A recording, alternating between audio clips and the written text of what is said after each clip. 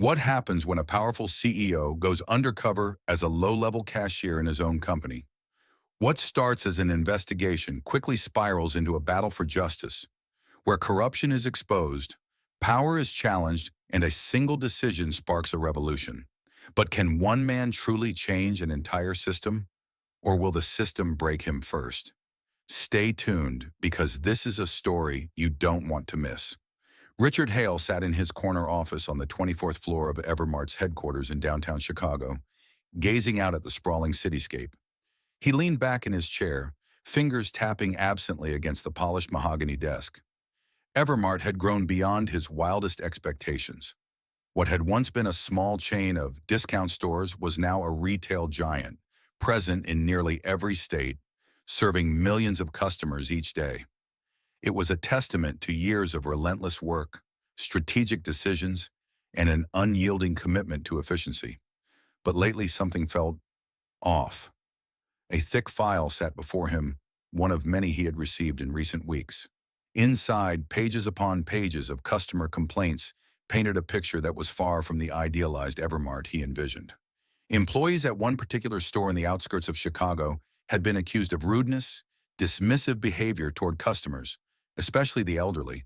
Workers, on the other hand, reported being overworked, their shifts arbitrarily cut, their concerns brushed aside. He flipped through the documents, his brows furrowing. "The numbers don't reflect any of this," he murmured, eyes scanning the latest quarterly report. Everything looked perfect on paper. Sales were steady, labor costs well controlled, operational efficiency high. But efficiency at what cost? He had built Evermart on the idea that affordability shouldn't come at the expense of human decency. And yet here it was, evidence that, somewhere along the line, that principle had been lost. A soft knock at the door pulled him from his thoughts. "Sir?" It was Evelyn, his longtime assistant. A sharp woman in her early 50s, she had been with Evermart almost as long as he had. "Your 4 o'clock meeting is about to begin." Richard exhaled, rubbing his temples. "Cancel it," he said. Evelyn hesitated, clearly unaccustomed to him breaking routine. "Cancel? I need to go down there," he said, tapping the report. "To the store. Not as the CEO, just, as someone looking for work." Her eyes widened slightly, but she knew better than to question him. "I assume you'll need a new identity." Richard gave her a knowing look. "You know me too well." Within an hour, Evelyn returned with a new set of documents, an alternate ID, a fabricated work history, and an application under the name George Hale. A blue Evermart apron sat atop the papers, crisp and folded. Richard picked it up, running his fingers along the fabric. It was strange, the idea of wearing this uniform not as a corporate executive walking through a store for PR, but as an actual employee. "Do you really think this is necessary?" Evelyn asked, crossing her arms. "You could send an investigator, an auditor." "I built this company from the ground up," Richard interrupted, his voice steady. "If I don't understand what's happening in my own stores, what kind of leader am I?" Evelyn studied him for a moment before nodding. "I'll handle things here while you're gone. But be careful. If people find out who you really are—" "They won't," he assured her. "For now, I'm just another man trying to make a living." He stood, taking one last glance at the Chicago skyline before slipping the uniform under his arm. Tomorrow he wouldn't be CEO Richard Hale. He would be George Hale, a new hire at one of his own stores, and he had no idea what he was walking into. The automatic doors slid open with a mechanical hiss as Richard Hale, now George Hale, stepped into the Evermart store on the outskirts of Chicago. The stark fluorescent lights overhead cast a pale glow across the aisles, where customers shuffled past rows of neatly stocked shelves, pushing overloaded carts. The air carried a faint mix of floor cleaner and the warm scent of rotisserie chicken from the deli section near the entrance. Richard adjusted the stiff blue apron over his button-up shirt, glancing around as he took in his surroundings. Despite the store's polished exterior, something in the air felt off. Employees moved mechanically, their expressions distant, their voices subdued. The hum of cash registers rang through the front lanes, yet there was little conversation, no casual chatter between workers. A tired-looking assistant manager, a wiry man with salt and pepper hair, met him near the registers. "George, right?" he asked, flipping through a clipboard. "That's me," Richard replied with a practiced smile. "Great. We're short-staffed, so you'll be on Register 6. No training today. We need you ringing customers up immediately." The man barely looked at him as he scribbled something down. "You done cashier work before?" "Yeah, a long time ago," Richard said. It wasn't exactly a lie, just a few decades removed. The assistant manager grunted and waved him toward the front. "Barry's your store manager. Just follow his rules, keep the line moving, and don't make problems. Got it?" Richard nodded. "Got it." As he took his place behind the register, he noticed the employees around him, most of them younger, their faces drawn with exhaustion. Some avoided eye contact altogether, hunched over their work as though trying to disappear. A young woman at the next register over cast him a wary glance before quickly looking away. Then Richard saw him. Barry Nolan, the store manager, stood near the customer's service desk, barking instructions at a group of employees. He was a tall man in his late 40s with a square jaw and neatly combed blonde hair. His presence dominated the room, not with charisma, but with an air of intimidation. He spoke loudly, gesturing sharply as he reprimanded a stock worker. "That display looks like garbage," Barry snapped. "Fix it before corporate sees it and starts cutting our hours even more." The employee mumbled an apology and scurried away. Barry turned, his eyes scanning the store like a hawk, before they landed on Richard. For a moment, Richard thought he saw suspicion flicker across Barry's face. "You're the new guy?" Barry asked, stepping closer. "That's me. George Hale," Richard said, keeping his voice even. Barry looked him up and down, clearly unimpressed. "You're a little old to be starting out in retail." "Needed a job after retirement," Richard said smoothly. "Figured I'd keep busy." Barry let out a dry chuckle. "Yeah, well, keep busy by not slowing down my front end." He leaned in slightly. "You get a 15-minute break every 4 hours. No slacking off. And if you screw up, I'll know." Richard met his gaze steadily. "Understood." Barry stared at him for a beat longer before smirking. "Good. Let's see if you last longer than the last guy." Then, as quickly as he appeared, Barry turned and stalked off, barking at another employee on his way to the back office. Richard exhaled, gripping the edge of the counter. He had met men like Barry before, managers obsessed with control, with numbers, with squeezing every last ounce of efficiency from their workforce.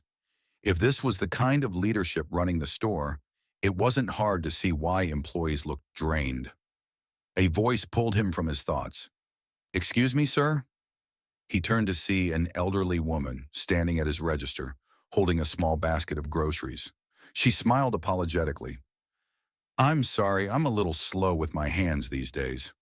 "Take your time," Richard said kindly, scanning her items as she dug into her purse.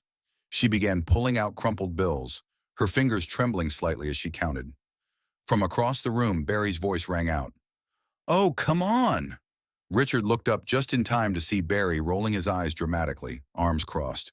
"Ma'am, if you're going to take that long, maybe try self-checkout. Some of us are trying to keep the lines moving."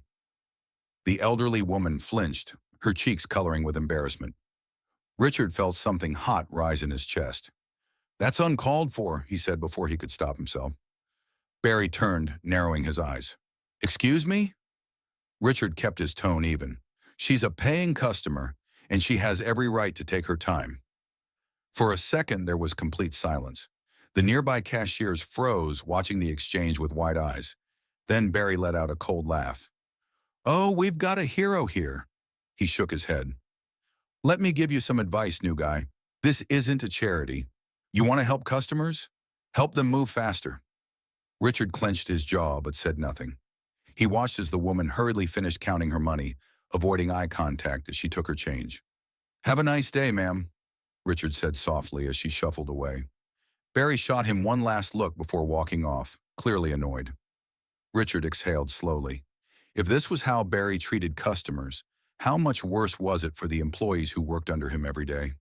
He glanced across the store and caught sight of a woman near the end of the aisle, clutching a stack of paperwork. She looked exhausted, her dark curls pulled back hastily, her uniform slightly wrinkled. Naomi Carter, the assistant manager. She moved with urgency, balancing paperwork with answering employee questions, constantly glancing toward Barry's office with barely concealed tension. Richard watched as she passed a group of cashiers. They greeted her quietly, but she barely had time to respond. She was drowning in responsibilities, yet unlike Barry, she didn't carry herself with arrogance. Instead, she looked like someone desperately trying to hold things together. Then Richard heard something else. Barry's voice, low but distinct, coming from the service desk. I don't care if they need the hours. Cut them. If we can run with 2 less people at night, do it. The budget's tight this month. Richard's stomach tightened. He had expected inefficiency. He had expected a poor work culture. But this was something worse. He turned back toward his register, forcing himself to breathe, forcing himself to stay composed. If Barry Nolan could treat a customer like that in front of an audience, Richard could only imagine what he did behind closed doors. One thing was clear. This wasn't just a bad store. This was a store rotting from the inside, and Richard intended to find out just how deep the decay ran. The more time Richard spent inside the Evermart store, the clearer the cracks in its foundation became. What had started as a simple investigation into poor management was quickly revealing something far worse. An environment where fear dictated obedience, and those in power exploited the very people keeping the store running. His first shift as a cashier had been eye-opening. Customers came and went, some polite, some indifferent, and a few outright hostile. He had encountered a middle-aged man who slammed his groceries onto the conveyor belt and barked at Richard for taking too long to scan a coupon. Another woman had dumped an entire cart of items on the counter, then spent 10 minutes arguing about a price difference of 30 cents. Yet every time something like that happened, Richard noticed the same pattern. None of the employees reacted. They endured. No one defended them. Barry certainly didn't. He never intervened, never stepped in when a customer became abusive. It was as if the workers were expected to absorb every insult, every rude demand, and just keep moving. Richard didn't like that feeling. He had always believed in treating employees with respect, but standing behind that register, feeling the weight of a long shift pressing down on him, he began to understand something he never had before.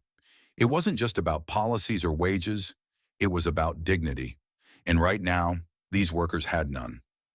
By the end of his shift, exhaustion clung to him like a second skin. He could feel it in his legs, his back, the stiffness in his shoulders. He couldn't remember the last time he had stood on his feet for this long. He had spent years making executive decisions about retail operations, but this was the first time he was living them. His 15-minute break was barely enough to sit down before it was time to get back on the floor. Employees weren't given any real chance to breathe, just long enough to grab a sip of water before they were expected to keep going. And it wasn't just the workload, it was the constant uncertainty. At the beginning of the day, Richard had been given the afternoon shift, set to end at 8 p.m. But at 6:45, Barry strolled over, clipboard in hand, and said, "You're staying an extra 2 hours." It wasn't a request. Richard glanced at the schedule. His name had already been scratched out and rewritten under the night shift. "This was supposed to be my off time," he said, keeping his voice level. Barry raised a brow. "Welcome to Evermart. Hours change based on need. You want the job, you stay when I tell you to stay." Richard had the urge to argue. He wanted to call out the blatant disrespect, the complete disregard for workers' personal lives. But he held back. If he pushed too hard now, Barry would see him as a problem. And if Barry saw him as a problem, he'd shut him out before Richard could gather what he needed. So Richard simply nodded, returning to his register with a quiet, simmering anger in his chest. He wasn't the only one affected. A young cashier, couldn't have been older than 20, had his shift extended too.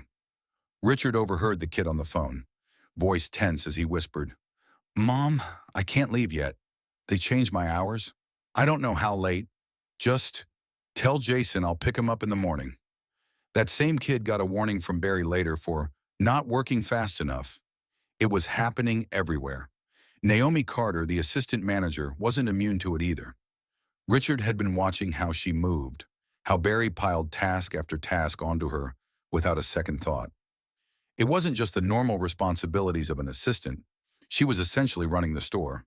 She handled employee disputes, monitored inventory, restocked shelves, even jumped on a register when the lines got too long. And yet, despite all of that, she was still treated like she was disposable. Richard caught a glimpse of her in the break room at one point, hunched over a clipboard, rubbing her temples as she tried to juggle the impossible workload. Barry, meanwhile, rarely left his office. When he did, it was only to bark orders or find someone to blame when something wasn't up to his standards. Richard started taking mental notes, tracking every inconsistency. Then he took it a step further. He paid close attention to the time clock whenever he passed the employee sign-in station, casually noting the names listed and the shifts assigned. Something wasn't adding up. There were too many names listed for not enough working hours. Some employees were scheduled but never actually on the floor. Others had their hours slashed unexpectedly, despite their names still appearing on previous versions of the schedule. Then one evening, while passing Barry's office, Richard heard something that made his pulse quicken. Barry was on the phone. His voice was hushed, but Richard caught the key parts of the conversation. "No, cut them. They don't need to be on the clock if we can cover with fewer bodies. Just keep the numbers clean for payroll. Yeah, I'll adjust it manually if needed." Richard slowed his steps. Adjust it manually? He knew what that meant. He had seen it before, in the darker corners of corporate retail. Managers underreporting actual hours worked, keeping payroll artificially low, while making it seem like staffing levels were fine. It was a way to maximize profits, but it came at the expense of real people, people who counted on those hours to survive. It was illegal. Richard clenched his jaw and moved past the office before Barry noticed him loitering. He needed proof. By the end of the night, Richard found his opportunity. Barry had left a printed payroll report on the service desk, half covered by a stack of other paperwork. Richard acted quickly, pretending to straighten up the counter as he took a glance. His stomach tightened. The numbers had been manipulated. The system showed certain employees had worked full shifts, but Richard had been there. He knew they had been sent home early. Their hours had been cut without record, yet their names remained, making it appear as though the store had been fully staffed. It wasn't just an unethical business practice. It was fraud, and Barry was pocketing the difference. Richard gripped the edge of the counter, his mind racing. This wasn't just about mistreating employees. This wasn't just about bad management. This was a crime. He straightened up, letting out a slow breath, his fingers brushing over the paper one last time before stepping away. He couldn't take it, not yet. Barry would notice. But now he knew what he was dealing with, and he knew exactly where to strike next. Richard stepped into the break room, letting the door swing shut behind him. The air inside was thick with the stale scent of reheated food and overworked exhaustion. A vending machine buzzed in the corner, its fluorescent light flickering weakly over a cluttered table where a few employees had left half-eaten meals and crumpled napkins. Naomi Carter sat alone at the table, hunched over a piece of paper, her pen tapping against it absently. Her dark curls had fallen loose from the tight bun she usually kept them in, and there was a tightness in her shoulders that suggested the weight she carried stretched far beyond this room. Richard moved toward the coffee machine, pretending to fix himself a cup while stealing a glance at her paper. It wasn't a grocery list or a task sheet. It was her work schedule, numbers hastily scratched out and recalculated. He could see the pattern instantly. The number of hours worked, the number of hours paid, the difference between the two. "You checking the math on your paycheck?" Richard asked, keeping his voice casual. Naomi's hand tensed on the pen, and for a second she looked like she might ignore him. Then she exhaled, shaking her head. "More like checking how much I'm short this month," she murmured. Richard pulled out the chair across from her and sat down. "Bad?" She let out a dry laugh, rubbing her temples. "Barry cut 10 hours from my schedule. Again." She looked up at him, exhaustion evident in her eyes. "That's rent money. That's groceries for my son." Richard studied her for a moment. "Have you talked to him?" Her expression darkened. "Barry doesn't negotiate. He makes the rules and we follow them. That's how it works around here." Richard leaned back slightly. "You ever think about applying for a promotion? A management position?" Naomi let out a bitter chuckle. "You think I haven't tried?" She shook her head.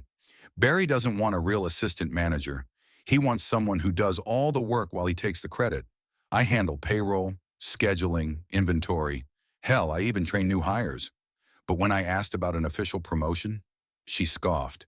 He told me I wasn't management material. Richard could see the frustration in her, but beneath it, something heavier, fear. I can't afford to lose this job, she admitted, voice lower now. If I push too hard, Barry will find a reason to get rid of me. And then what? Who's going to hire a single mom who has to be home by 9 every night? Richard exhaled slowly. He had built Evermart on the belief that hard work should be rewarded, that employees, especially ones like Naomi, who kept the place running, should be given opportunities, not obstacles. But standing in this store, he was starting to realize how little of that belief had trickled down to the people who actually needed it. And Barry? Barry was the gatekeeper holding them all hostage. The break room door swung open, and an employee poked their head in. Naomi, front end needs you. Naomi nodded, folding up the paper and stuffing it into her pocket before standing. Back to it, she muttered. Richard watched her go, gripping his coffee cup a little tighter. By midday, Barry was ramping up his tactics. Richard found himself in the stockroom, knee-deep in a shipment of canned goods that needed to be unpacked, organized, and shelved. It was grueling, repetitive work, made worse by the fact that Barry had conveniently reassigned him from the registers, away from customers, away from the floor. Richard knew exactly what was happening. Barry was testing him, pushing him, trying to make him quit. It wouldn't work. So Richard kept his head down, moved the boxes, and pretended he didn't notice Barry watching him from the doorway. Hours later, when he was finally sent back to the front, the store was busier than usual. The late afternoon rush had hit, and the checkout lines stretched down the aisles. Naomi was working the service desk when it happened. A man, red-faced and fuming, slammed a pack of soda onto the counter. You overcharged me, he barked. Naomi took a breath, keeping her tone calm. I'd be happy to check the receipt for you. You damn well better, the man snapped. This place is a joke. Richard stiffened, watching the scene unfold from his register. The man wasn't just irritated, he was looking for a fight. Naomi scanned the receipt, then pointed at the price. It rang up correctly, sir. The sale price only applies to purchases of 2 or more, the man sneered. Figures, always scamming people. She remained professional. I can offer you a refund if you'd like. Before she could process it, Barry appeared beside her, his expression twisted in mock concern. Is there a problem here? This lady's trying to rip me off, the man spat. Barry turned to Naomi, shaking his head. How many times do I have to tell you, Naomi? Customers come first. Naomi's face paled. I was just... Save it, Barry cut in. If you can't do the job right, maybe you don't need the job at all. The store went silent. Every employee nearby froze. Richard clenched his jaw. Barry smirked. You know what, Naomi? Let's make this easy for you. You've got 2 choices. Work the extra hours I assigned you for free, or start looking for a new job. Naomi's hands trembled. Her lips parted like she wanted to say something, but no words came out. Barry leaned in. Clock's ticking. And then from the back of the line, someone spoke. This is bull... A young employee, barely out of his teens, stepped forward. You can't do that. Barry's eyes snapped toward him. What did you just say? The employee swallowed hard but stood his ground. She works harder than anyone in this store, and you treat her like garbage. His voice rose. We all see it. Murmurs rippled through the crowd. Barry's face twisted in fury. You want to defend her? He stepped closer. Fine. You can leave too. The kid didn't back down. Maybe I will. Naomi's breath hitched, her eyes wide. Richard watched the scene unfold, his pulse pounding. This was it. The moment when the fear Barry had instilled in his employees started to crack, and Richard knew he couldn't stay silent anymore. The atmosphere inside the store had shifted. It wasn't something visible, but Richard could feel it. An underlying tension that stretched through the aisles and clung to the employees like an invisible weight. Ever since Barry's outburst against Naomi the day before, things had only gotten worse. The usual quiet murmurs between workers during slow moments had vanished. There were no shared glances, no whispered complaints in the break room. Employees moved quickly, heads down, avoiding eye contact, as if afraid that simply speaking to one another would get them into trouble. Barry had made sure of that. He had wasted no time tightening his grip on the store, sending a clear message to everyone who had witnessed the confrontation. There would be no defiance, no questioning his authority. The young employee who had spoken up for Naomi had learned that the hard way. Richard had seen the kid's name scratched off the schedule that morning. A new one had been penciled in below it, someone who hadn't even been on the rotation before. It was a deliberate move, cutting the hours of the one person who had dared to challenge Barry. Richard watched the kid come in later that day, checking the schedule with hopeful eyes, only for his shoulders to drop when he realized he wasn't listed. He lingered for a moment, jaw clenched, then turned and walked out of the store. Richard exhaled slowly. He knew what had just happened. Barry didn't need to fire him outright. He had done something worse. He had made it impossible for the kid to survive on what little hours remained. It was a warning to everyone else. But if Barry thought Richard would stand by and do nothing, he was mistaken. Richard's plan had to be careful. Rushing into action would be reckless. He needed proof, something undeniable that could be used against Barry when the time came. His first opportunity came at the back of the store. Near the employee time clock, a clipboard hung on the wall, listing everyone's shifts for the week. Richard had noticed inconsistencies before, but now with a clearer sense of Barry's manipulation, he needed to document them. He took out his phone, careful to stand at an angle that blocked the security camera's view, and snapped a quick photo. The names, the hours, the revisions, all of it was there. Later, he approached the assistant manager's office under the pretense of needing a payroll explanation. "I just wanted to ask about my paycheck," he said, leaning casually against the doorframe as Naomi sat at her desk, sifting through stacks of paperwork. She barely glanced up. "What about it?" Richard lowered his voice. "Have you noticed anything strange with hours being cut after they've already been scheduled?" Naomi's hand froze on the page she was flipping. Her eyes flickered up to meet his, searching his face for any sign that this was a trap. Finally, she exhaled, leaning back. "I stopped asking questions a long time ago," she admitted. "Barry handles payroll. If I push too hard, my name might be the next one scratched off." Richard nodded. That was exactly what he'd expected, but he wasn't about to let it go. By mid-afternoon, the tension in the store reached its peak. An announcement came over the intercom, summoning an employee to the back. A few minutes later, raised voices carried from one of the stock aisles. Richard turned just in time to see Barry storming out of the back room, dragging a younger employee with him, a nervous-looking stalker who barely looked old enough to be out of high school. Barry's face was twisted in anger as he marched the kid toward the front, his voice loud enough for everyone to hear. "You think I wouldn't notice?" Barry snapped. "You signed off on inventory that was short. That's theft." The kid's face turned red. I didn't do anything wrong. I scanned everything, just like I was supposed to." "Then why is the system missing items?" Barry cut in, voice dripping with accusation. "You expect me to believe it's just a coincidence?" Richard frowned. He had seen this tactic before. Blame someone with no power, make an example of them, keep everyone else in line. Barry came to a stop near the registers, crossing his arms. "You're fired," he said coldly. The kid's eyes widened. "But get your stuff and go." Silence fell over the store. Customers, employees, everyone had stopped what they were doing. Richard's patience snapped. "That's not how it works," he said, stepping forward. Barry turned, narrowing his eyes. "What did you just say?" Richard kept his voice steady. "You can't just fire someone without cause. If inventory's off, it's likely a system error, not theft." Barry let out a sharp laugh. "And you're an expert on this now?" Richard met his gaze. "I've worked long enough to know the difference between a mistake and a power trip." Barry took a step forward, his posture rigid. "You think you can tell me how to run my store?" Richard didn't blink. "I think even a cashier can see something isn't right here." A muscle in Barry's jaw twitched. He looked Richard over, eyes narrowing in scrutiny. For a moment, Richard thought Barry might explode right there.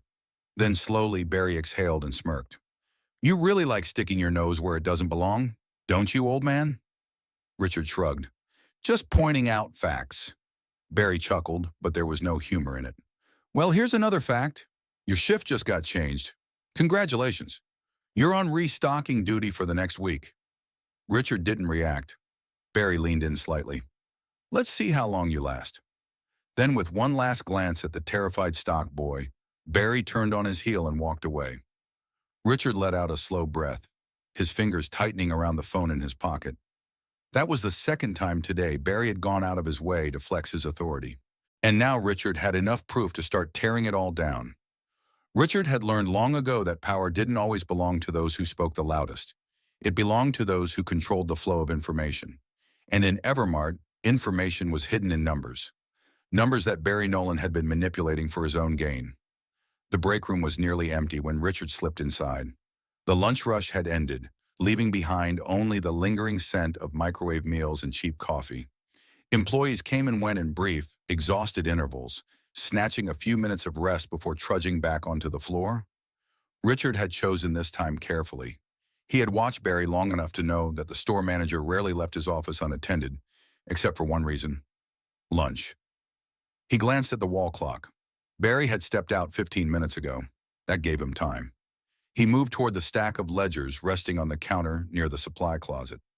Naomi often kept paperwork there, away from Barry's prying eyes, but Richard suspected that the real records, the ones that could prove something bigger, weren't in plain sight. He scanned the room. No cameras, no employees lingering. He picked up a binder labeled Payroll Adjustments, Q4, and flipped through the pages, his trained eye immediately catching inconsistencies. The numbers didn't match.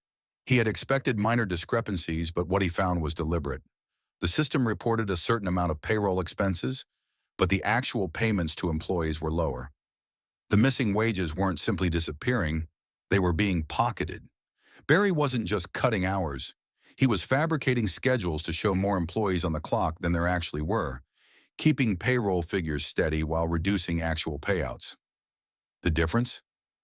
A nice fat performance bonus for himself.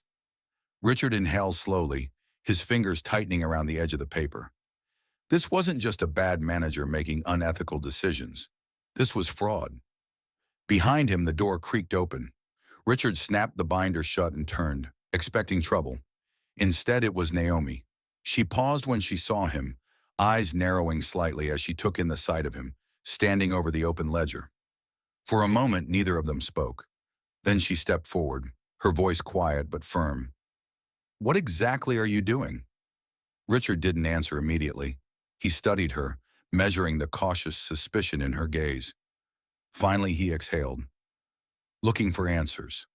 Naomi crossed her arms, glancing toward the binder. "And what did you find?" He hesitated before tilting the binder slightly, just enough for her to see. "Someone's taking money that doesn't belong to them." Naomi frowned, stepping closer to examine the page. A moment later, her expression darkened. "Barry," she muttered. Richard nodded.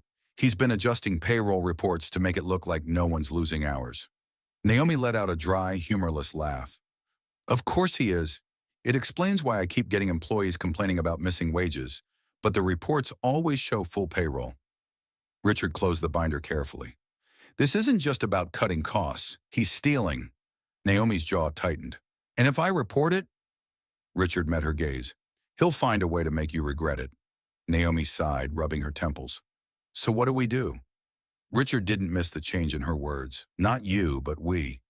For the first time, she wasn't just tolerating his presence. She was seeing him as an ally. He tapped the binder. "We gather more proof, enough that when this all comes down, there's nowhere for him to run." Naomi studied him for a long moment before nodding. Barry returned from lunch in a foul mood. Something had rattled him, and Richard didn't need to guess what. The tension in his shoulders, the sharpness in his words. Barry was feeling the pressure. By the time evening came, it was clear that Barry had decided to clamp down harder. Schedules were changed without warning, forcing employees into shifts they hadn't signed up for. Conversations were cut short by sudden demands for extra work. Even Naomi wasn't spared. She was reassigned to consecutive late-night shifts, a clear attempt to wear her down. Richard played his part well, keeping his head down and doing his assigned tasks. But he was watching and waiting. Then the unexpected happened. A well-dressed woman entered the store late in the evening, her heels clicking sharply against the floor as she made her way to customer service. She was a VIP customer, Richard could tell from the way employees stiffened at her presence. Barry approached her with his usual smug confidence, but whatever she said wiped the smirk clean off his face. The conversation was brief, sharp, and then she left. Barry stalked toward his office, his expression twisted in frustration. Not long after, an announcement came over the intercom. All department leads report to the manager's office immediately. Richard exchanged a glance with Naomi, who had overheard it too. She arched a brow. That can't be good. Richard smiled faintly. Not for him. Later that night, when Barry had finally left for the day, Richard slipped into the office. The computer was still on, the screen glowing in the dim light. He moved quickly, navigating through the files, searching for the final piece of evidence he needed. And then he found it. An email. Barry had been submitting false reports to corporate, inflating the store's efficiency numbers while underreporting employee hours. He had built a facade of high productivity and low costs, all to secure performance bonuses. Richard leaned back, a slow smile forming. This was it. Barry wasn't just mistreating employees. He was defrauding Evermart itself, and soon he'd have to answer for it. Richard knew the moment was coming. The moment when all the evidence he had gathered, all the lies he had uncovered, would be put to use. But it wasn't enough to simply expose Barry. He needed to make sure there was no way out for the man. No room for excuses, no escape route. Barry had spent years manipulating the system to his advantage, but now Richard was about to turn that system against him. Barry's unexpected absence had given Richard, Naomi, and the young cashier, Josh, a window of opportunity. The three of them met in the stockroom, away from prying eyes, surrounded by shelves stacked with bulk goods. The air smelled faintly of cardboard and industrial cleaner. Josh shifted nervously, arms crossed over his chest. Are you sure about this? If Barry finds out we're messing with his records, he'll fire us on the spot. Naomi shot him a look. He's been cutting your hours for weeks. You really think you have much left to lose? Josh hesitated, then let out a resigned sigh. Fair point. Richard stayed quiet, scanning the files Naomi had managed to pull from the store's internal system. It was worse than he had expected. Barry hadn't just been adjusting payroll and pocketing bonuses. He had gone so far as to alter employee contracts, specifically Naomi's. Richard pointed at a section of the document on the screen. See that? Naomi leaned in, her brows knitting together. That's not right. No, it isn't, Richard said. This was changed manually. It makes it look like you haven't been working here long enough to qualify for a promotion. Naomi's jaw tightened. That son of a... She cut herself off, shaking her head. He's been blocking me from moving up this whole time. Josh exhaled. That explains why they always hire new managers instead of promoting from within. Barry's been making sure no one qualifies.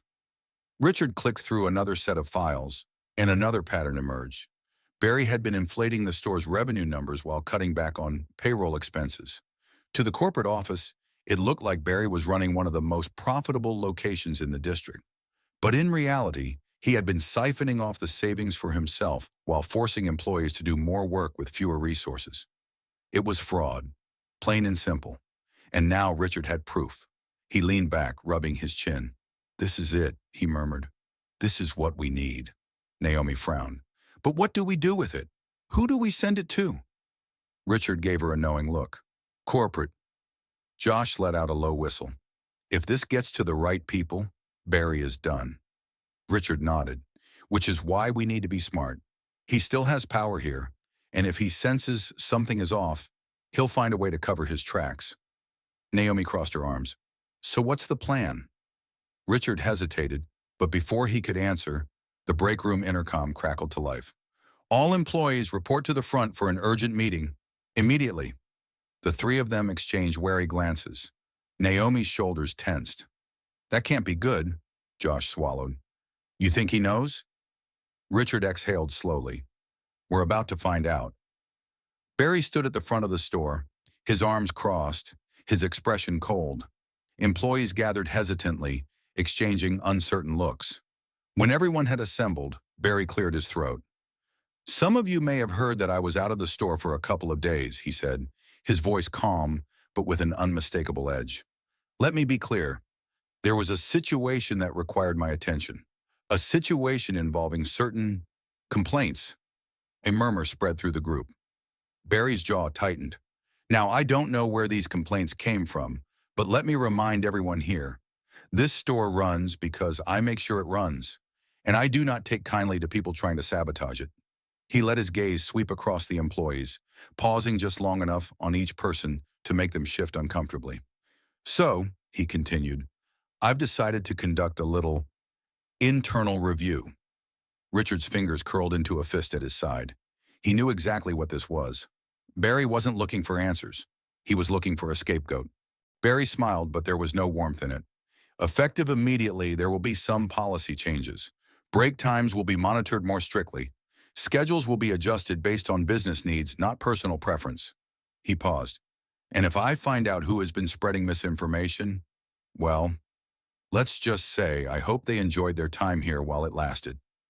The silence in the room was suffocating. Barry let the words settle before clapping his hands together.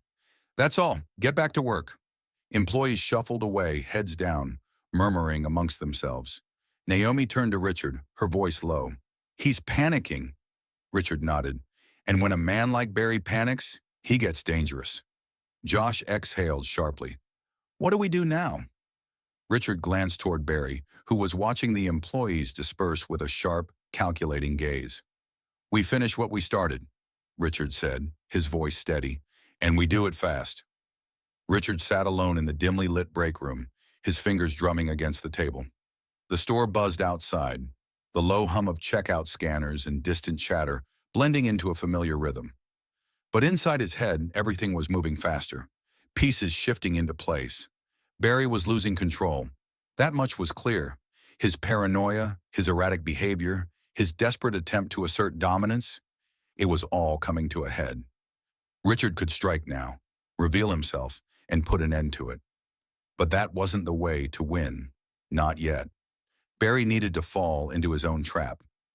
Richard reached into his pocket and pulled out his phone. He had already written the report. It was concise, detailed, and damning. A formal complaint about financial misconduct and employee mistreatment sent directly to Evermart's corporate office under an anonymous identity. A few clicks, and the message was gone. He exhaled, leaning back. The first domino had just been pushed. Now he needed to set the second one. Richard found Naomi near the stockroom, scanning inventory. She looked tired, more so than usual, but her eyes sharpened when she saw him approach. He lowered his voice. We need to get everyone together, somewhere private. Naomi frowned. For what? For the truth, he said simply. Her hesitation was brief. She glanced around, then nodded. Break room, 20 minutes. The employees trickled in cautiously, a mix of cashiers, stock workers, and clerks from different departments. They sat along the plastic chairs and leaned against counters, waiting. Naomi stood near the door, arms crossed. Richard cleared his throat. I know you're all nervous. I also know Barry's making it worse. A few people exchanged uneasy glances. You've all seen it, Richard continued. The hours disappearing, the threats, the way he pits people against each other to keep them scared. You know it's wrong, but you don't feel like you can do anything about it. A young woman near the back shifted. What's the point, she muttered. Even if we complain, corporate won't listen. That's what Barry wants you to believe, Richard said. But I guarantee you, if enough voices speak up, they'll have to listen.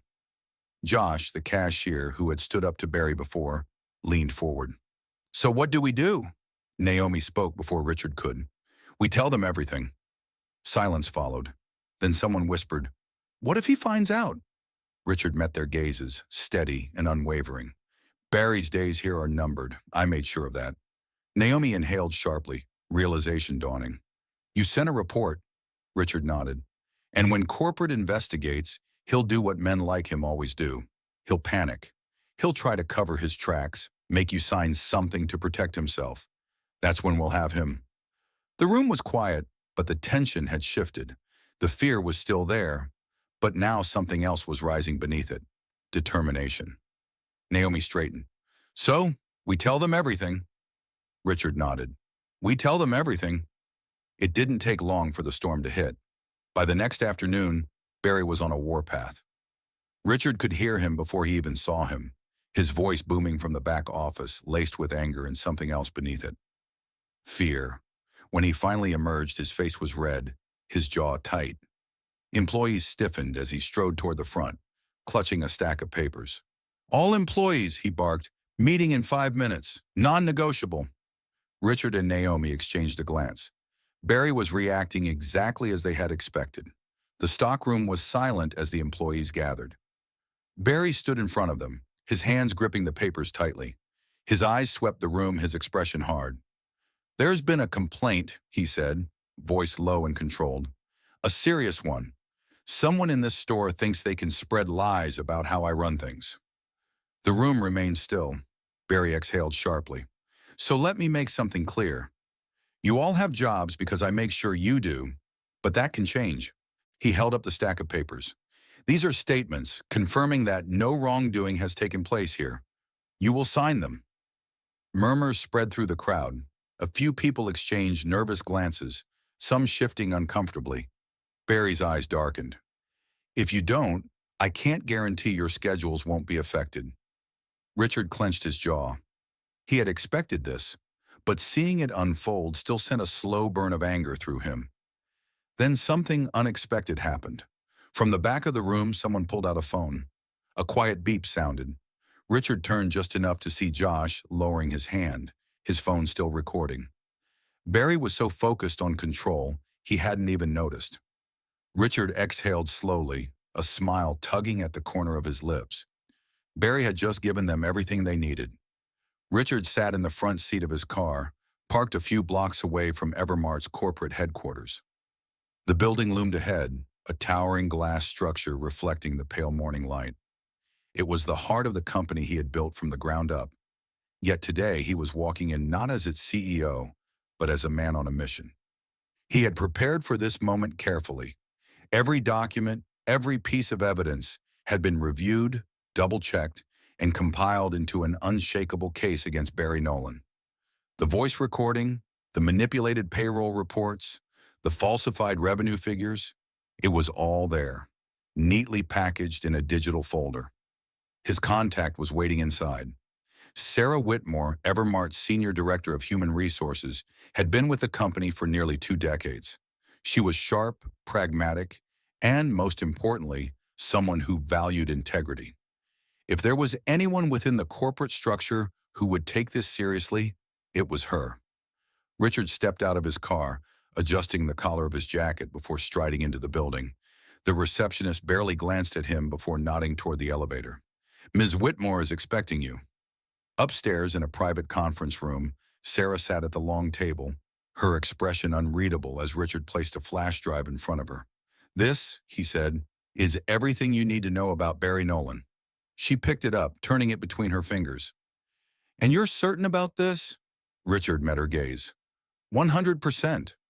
She studied him for a moment, then inserted the drive into her laptop. The room fell silent as she clicked through the files. With each passing second, her expression darkened. After several minutes, she sat back, exhaling. "This is significant." Richard leaned forward. "Barry's not just mistreating employees. He's actively committing fraud against the company." Sarah nodded slowly, her fingers drumming against the table. "This won't be ignored." She glanced up. "We'll send an auditor to the store today, unannounced." Richard allowed himself a small smile. "That's exactly what I was hoping for." Barry arrived at the store in an unusually agitated state. His usual smug confidence was nowhere to be found. Instead, he paced near the registers, snapping at employees, muttering under his breath. Richard observed from a distance, knowing exactly what had rattled him. An investigator from Evermart's internal audit team had just walked in. The woman was in her 40s, dressed in a sleek navy suit, a clipboard tucked under one arm. She moved with quiet authority, taking notes as she scanned the store, occasionally stopping to ask an employee a question. Barry tried to play it cool, but his agitation was impossible to miss. Richard caught Naomi's eye from across the store. She gave him a subtle nod. Everything was in motion. Barry's office was smaller than Richard remembered.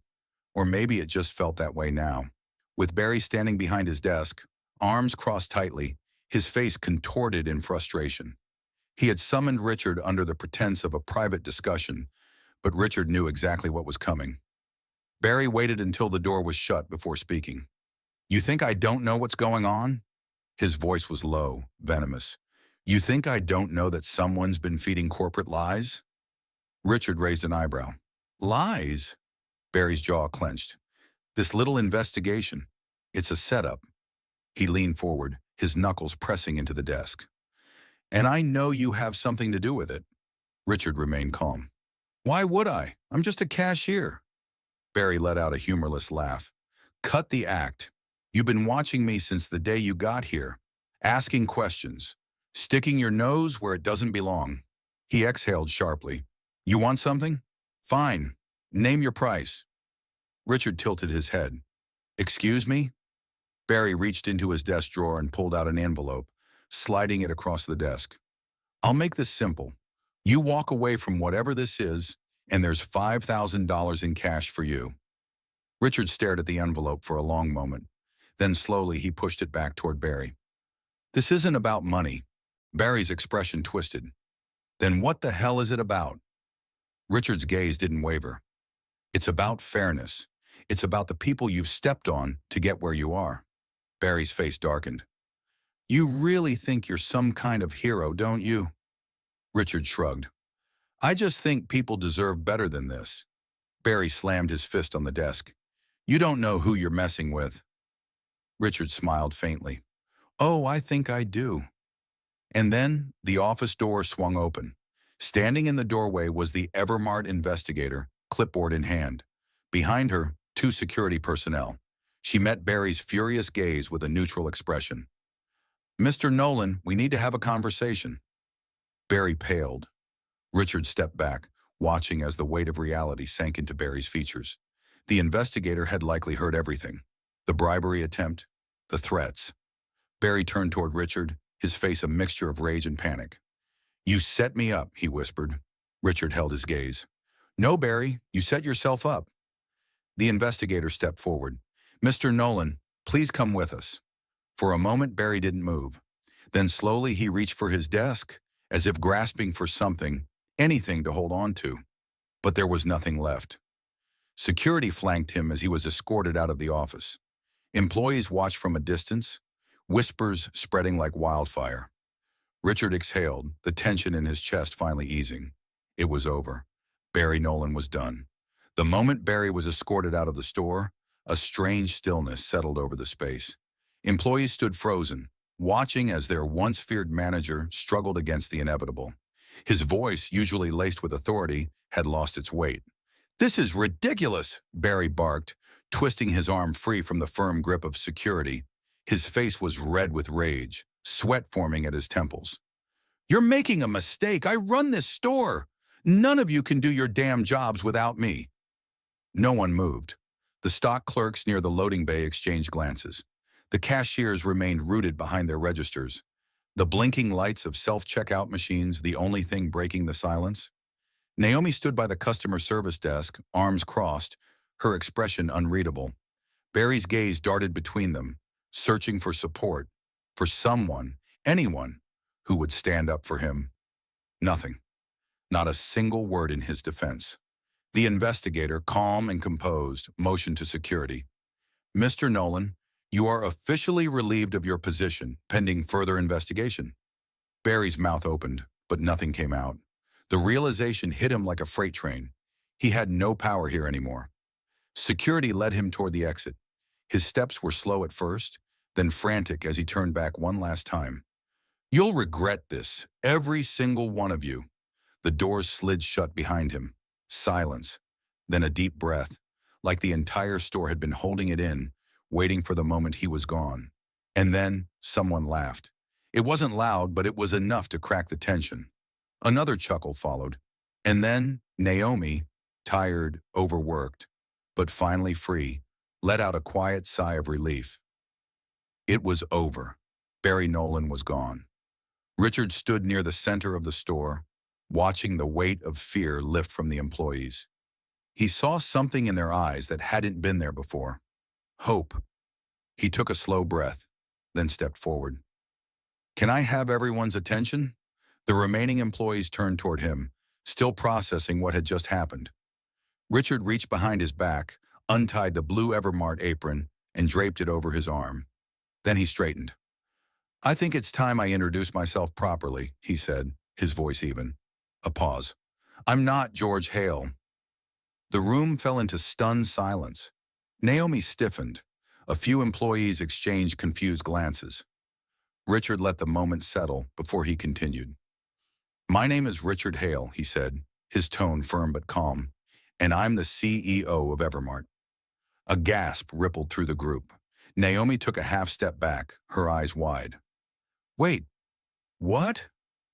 One of the younger cashiers nearly dropped the roll of receipt paper he had been holding. "You mean you own this place?" Richard nodded. "Not just this store. The entire company." Murmurs erupted. Some people looked nervous, others shocked. A few were outright staring. Richard let them process it before speaking again. "I didn't come here as a CEO," he said, scanning the room. "I came here as an employee. I wanted to see what it was like to work under the conditions you face every day. And what I found," he exhaled, "was unacceptable." The murmurs quieted. Richard looked directly at Naomi. "You've kept this store running. You've worked harder than anyone, and you were never given the recognition or the opportunity you deserved." She swallowed hard, still trying to comprehend what was happening. Then Richard turned back to the rest of the employees. "That ends today." A beat of silence. Then slowly, one person began to clap, then another, and then the applause grew. It wasn't deafening. It wasn't a dramatic standing ovation, but it was real, a small, hesitant show of appreciation, an acknowledgement that someone in power had actually listened. Richard let the moment linger before he raised a hand. The clapping faded. "Naomi Carter," he said, turning back to her, "effective immediately, you are now the acting store manager of this location." Her breath hitched. What? "You've been doing the job already," Richard said simply. "It's time you got the title and the pay to match it." Her lips parted, but no words came out. Richard smiled. "I trust you'll run this place the right way." Naomi searched his face, looking for any sign of hesitation. She found none. She nodded slowly at first, then with more certainty. "Yes, sir," she said, her voice steady. "I will." Richard turned back to the employees. "The changes won't stop here," he promised. "I'll be reviewing every store policy, every management practice, every decision that has put profits over people, because no one deserves to be treated like they're disposable." He glanced toward the doors where Barry had disappeared. "Not anymore." Another pause. Then someone spoke from the back. "Does that mean we finally get a damn coffee machine in the break room?" Laughter rippled through the group. Richard chuckled. "I think that can be arranged." The tension eased. People were smiling, talking. The fear that had hung over this place like a storm cloud had finally lifted. Richard took one last look around the store. It wasn't perfect, not yet, but it was a start. And as he stepped outside, leaving behind a store that had just changed forever, he knew this was only the beginning. The aftermath of Barry's departure left the store in an unusual state. The weight of his authority was gone, but so was the strict structure he had imposed.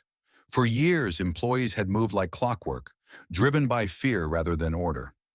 Now, with that fear lifted, there was an odd sense of both relief and uncertainty hanging in the air. Some employees celebrated quietly, chatting in hushed voices about what had just happened. Others exchanged wary glances, unsure of what came next. Naomi stood near the customer service desk, rubbing her temples.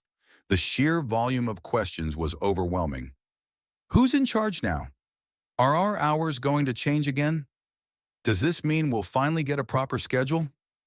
Naomi didn't have all the answers yet, but she knew one thing. She wasn't going to run the store the way Barry did. Richard found her a few minutes later, standing outside the break room, arms crossed as she watched the employees adjust to the sudden shift in power. "You okay?" he asked. Naomi let out a breath. "I think so. Just trying to process it all." Richard nodded. "It's a lot." She turned to him, uncertainty in her gaze. "So, what happens now?" Richard studied her for a moment before speaking. "That depends on you." Naomi frowned. "What do you mean?"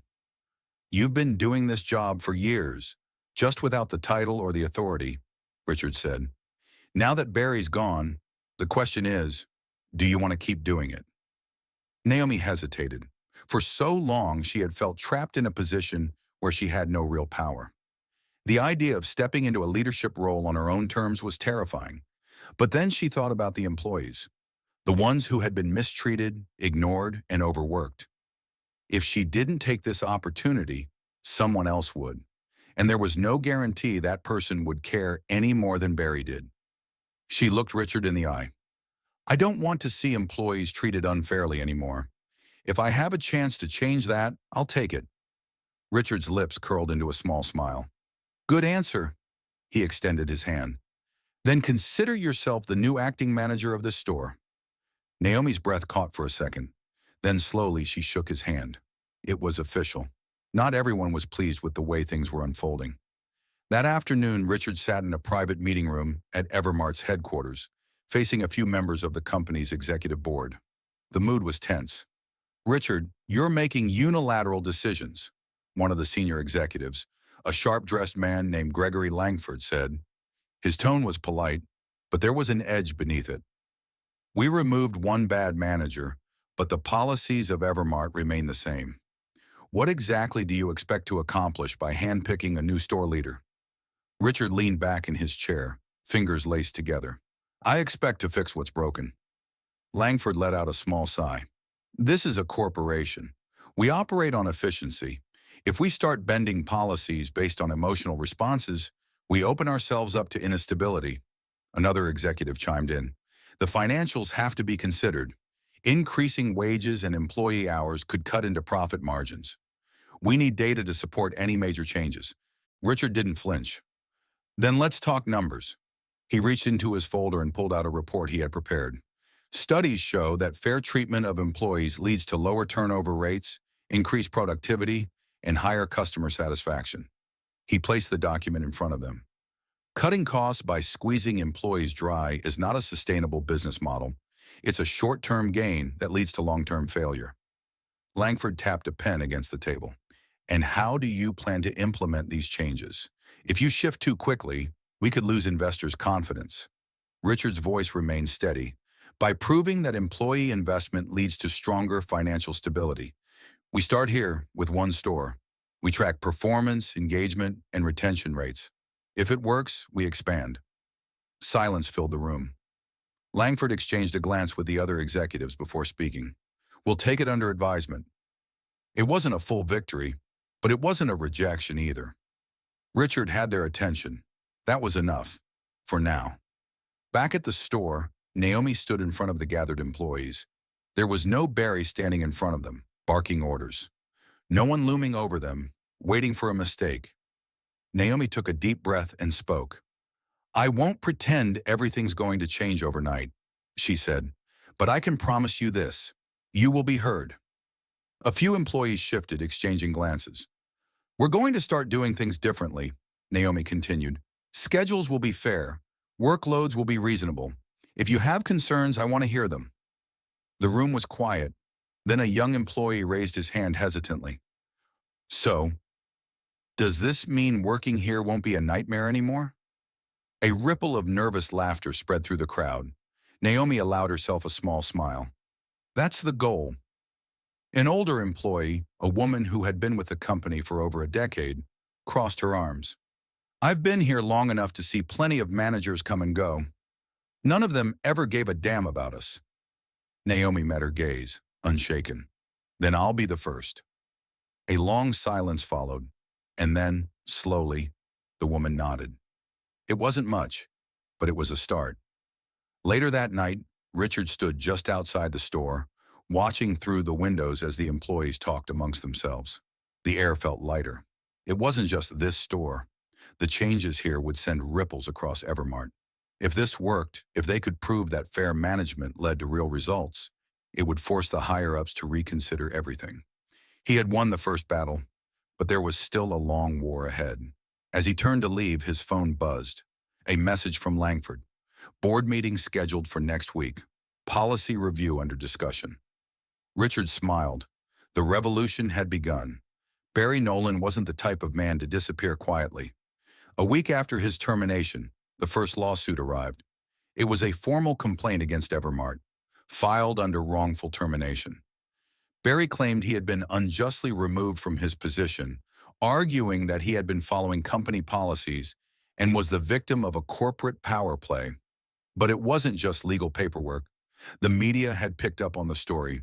Articles with headlines like CEO goes undercover, fires store manager in power move, and Evermart faces backlash after questionable investigation tactics began circulating.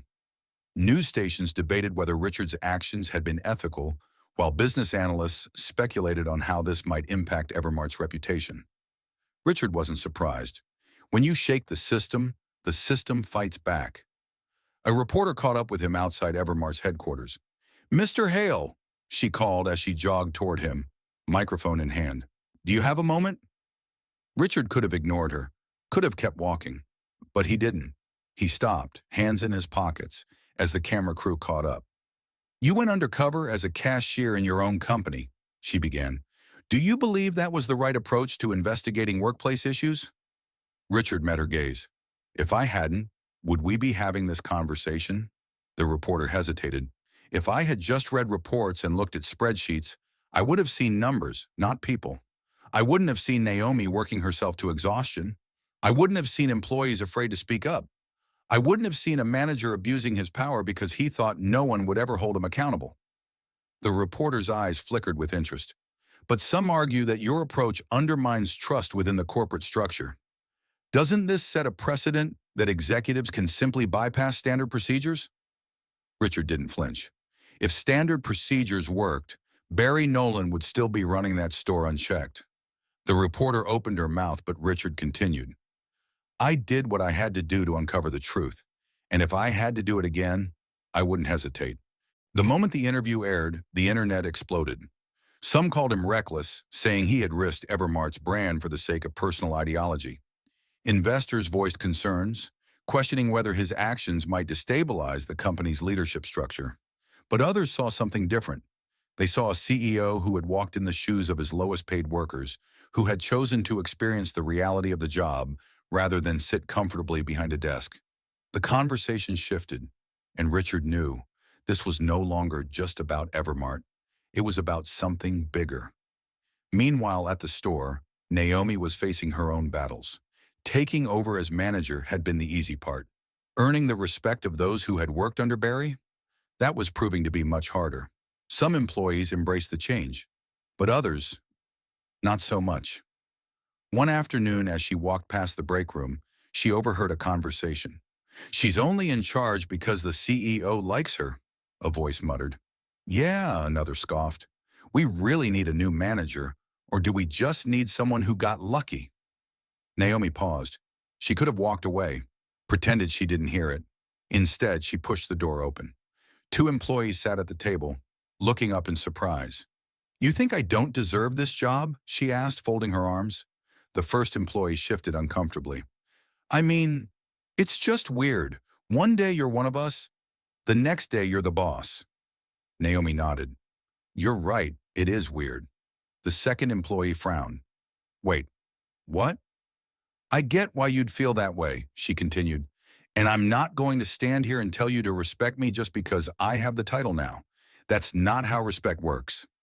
They exchanged glances, not expecting this response. "So let me earn it," Naomi said. "Let me show you that this isn't about luck. It's about making this place better for all of us." Neither employee spoke at first. Then the first one finally muttered, "All right, we'll see." Naomi nodded. That was enough for now. At Evermart's corporate offices, Richard was preparing for his biggest move yet. The backlash from Barry's lawsuit and the media storm had forced the executive board to act. A company-wide meeting was scheduled, bringing in senior leaders and top investors. This was Richard's moment. He stood at the head of the conference room, the weight of dozens of eyes on him. "We are at a turning point," he began, his voice steady. "Evermart has always prided itself on being a business that serves communities. But what kind of service are we providing when our own employees don't feel valued?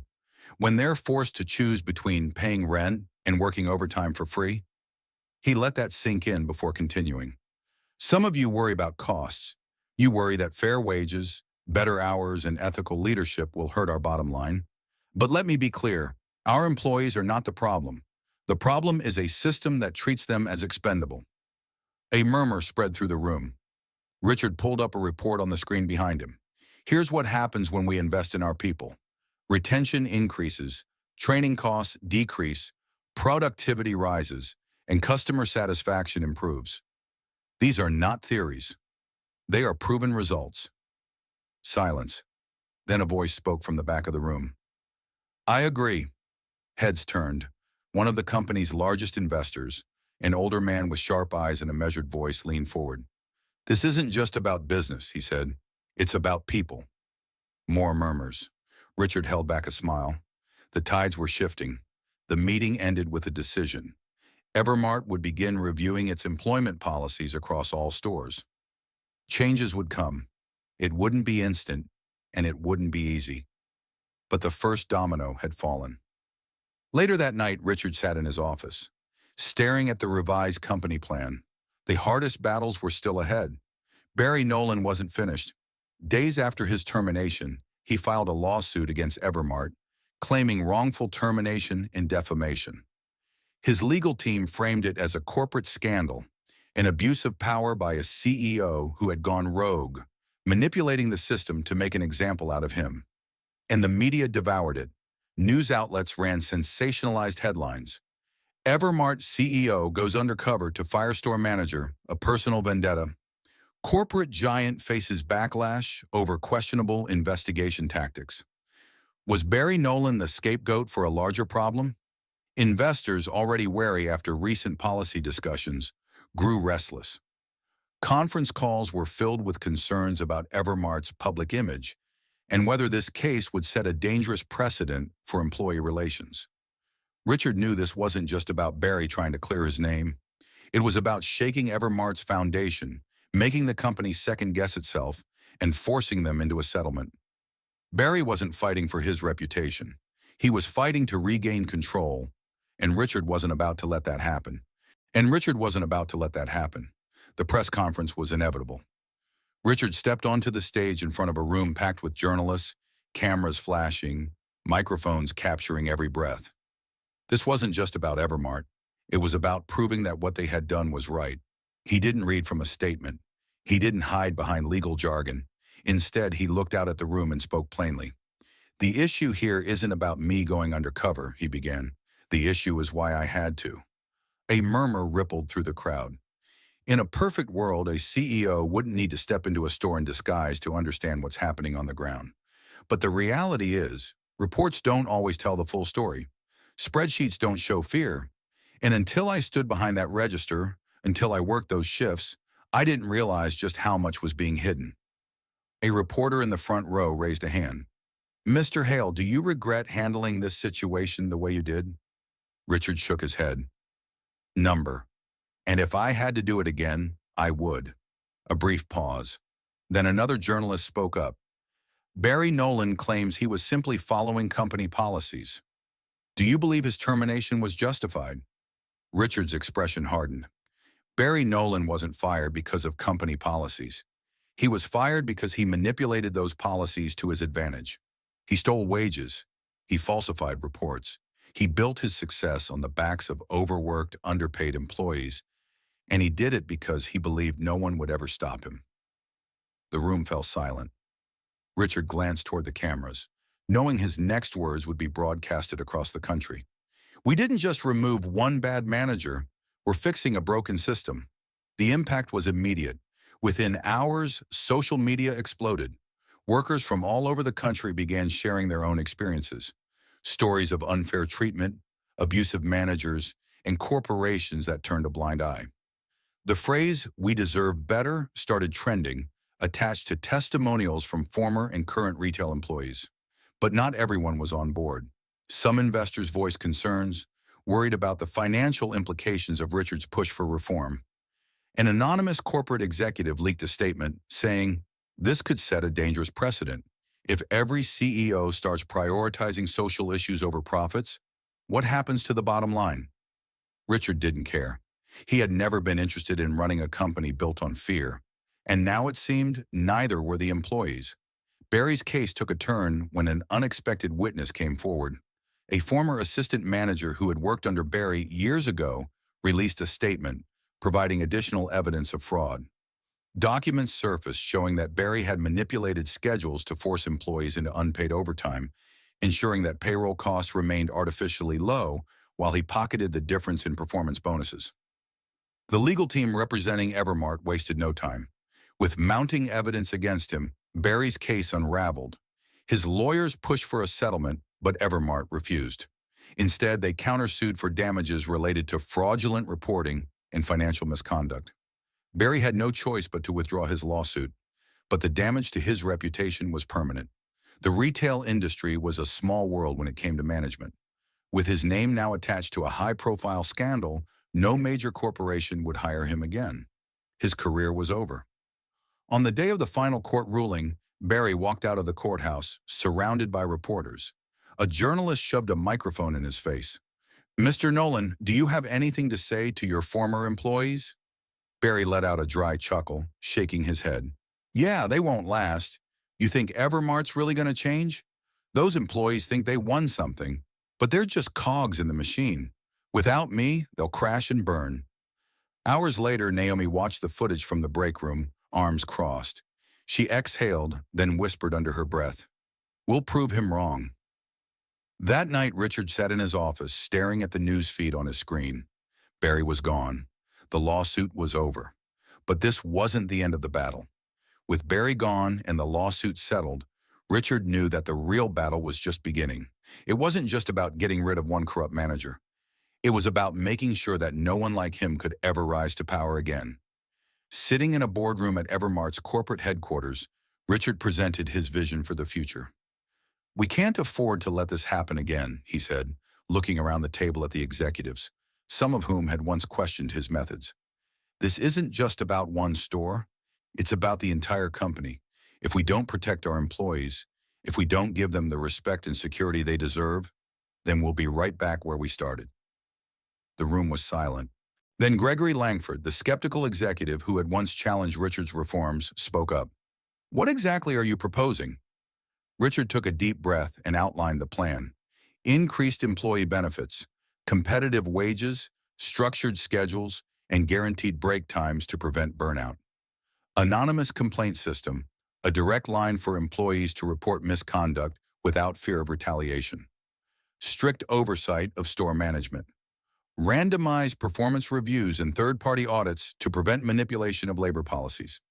"This isn't about cutting into profit margins," Richard continued. "It's about long-term sustainability.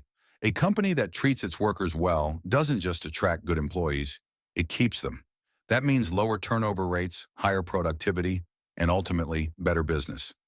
The executives exchanged looks.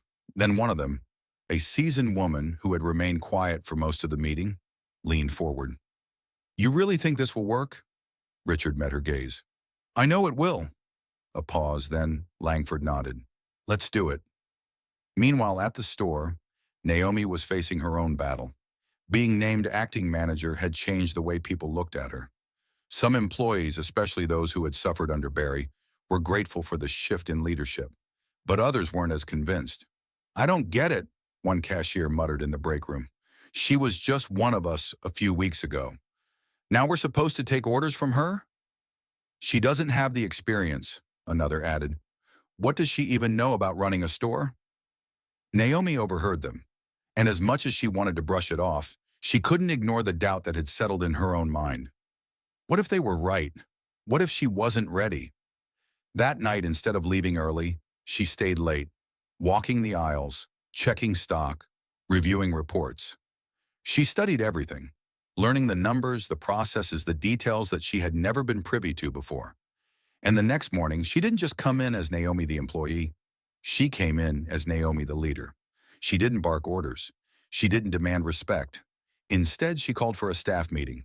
"I know some of you have doubts about me," she admitted, her voice steady, "and I don't blame you. I don't expect you to respect me just because of my title, but I will earn it." She looked around the room, making eye contact with every skeptical face. So let's talk. What's the biggest issue in this store right now? What's making your jobs harder than they should be? Silence at first, then slowly hands went up, and Naomi listened. A week later, the real test arrived. Evermart's corporate team sent auditors for a surprise inspection. The message was clear. Naomi's leadership was under review. If she failed, they would replace her with someone more experienced. For a moment, she felt the weight of it pressing down on her. But then she remembered Richard's words. You don't need me to fight for you. You're more than capable of doing it yourself. And so she fought. She ensured every employee knew their tasks. She reorganized the stock floor to maximize efficiency. She handled customer issues with confidence. And when the auditors came through, taking notes, watching her every move, she didn't flinch. By the time they left, Naomi felt a strange sense of calm. Whatever happened next, she had done her best. 2 days later, the email arrived. Subject, Management Confirmation. Naomi read it twice. Then again, she had passed. She wasn't just the acting manager anymore. She was the manager. Richard called her that evening.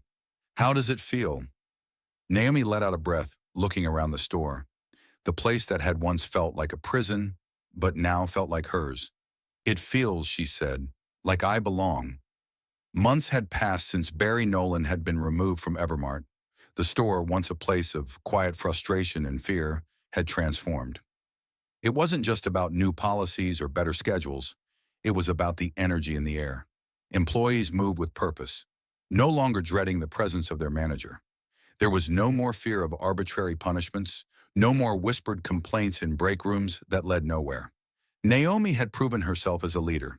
Her management style was different from Barry's in every way. Instead of ruling through intimidation, she led through understanding. She listened, she adapted, and she ensured that every voice mattered. And the results were undeniable. Productivity had increased, but not because of fear or overworking employees. It had risen because people actually wanted to do their jobs. Customers noticed the difference too. One particular customer, an elderly woman, walked into the store one afternoon, pausing just inside the entrance. She glanced around, as if checking to see if the place was really the same one she had visited months ago. Naomi recognized her instantly. She was the woman Barry had humiliated at the checkout line, treating her as if she were a burden simply for taking an extra moment to count her money. This time, however, things were different. A young cashier greeted her with a warm smile. Welcome to Evermart, ma'am. Let me know if you need any assistance. The woman smiled, nodded, and took a slow step forward. Later, when she reached the checkout, Naomi approached her. How are you today? She asked. The woman looked up at her and said, I wasn't sure I would ever come back here, but today I feel welcome. Naomi felt a lump rise in her throat. She nodded, unable to fully express what that meant to her. Across the store, Richard watched from a distance. He had come in quietly, blending into the background, observing. He didn't need to interfere anymore. Things were running exactly as they should be.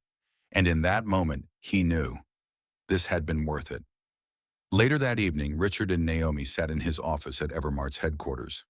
How do you feel now? Richard asked, leaning back in his chair.